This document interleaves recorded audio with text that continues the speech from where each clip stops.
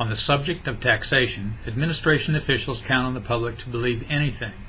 In his State of the Union speech on January 20th, President Barack Obama spoke in generalities, but emphasized his wish to dispense benefits funded by higher taxes on the well-heeled.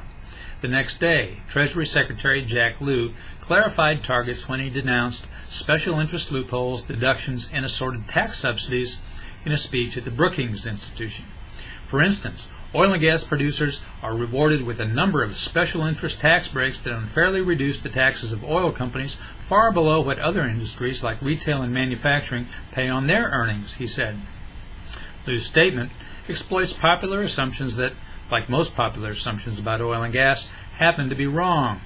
According to a data set maintained by Aswath Damodaran, professor of finance at the Leonard N. Stern School of Business at New York University, the aggregate effective tax rate across all industries is 28.65%.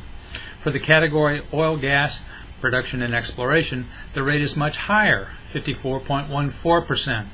The average tax rate of all E&P companies is lower than the all-industry average, 7.04% versus 10.76%. Some E&P companies lose money. Among E&P companies making money, however, the average tax rate, like the aggregate rate, far exceeds the total market, 41.46% versus 28.09%. The dataset has 7 retail categories, the highest aggregate tax rate among which is for special lines. It's 38.01%. The dataset lacks a general manufacturing category, but has data groupings such as construction supplies, furniture, home furnishings, and electronics general.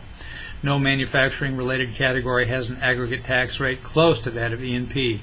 In fact, among 95 categories in the dataset, only 3 have aggregate tax rates above the E&P level: education, 106.30%, metals and mining, 62.66%, and real estate development, 72.72%.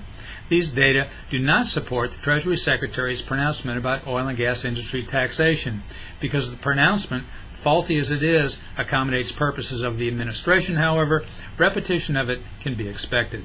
I'm Bob Tippie, editor of Oil and Gas Journal, and that's the editor's perspective that appeared first in text at www.ogj.com on January 23, 2015.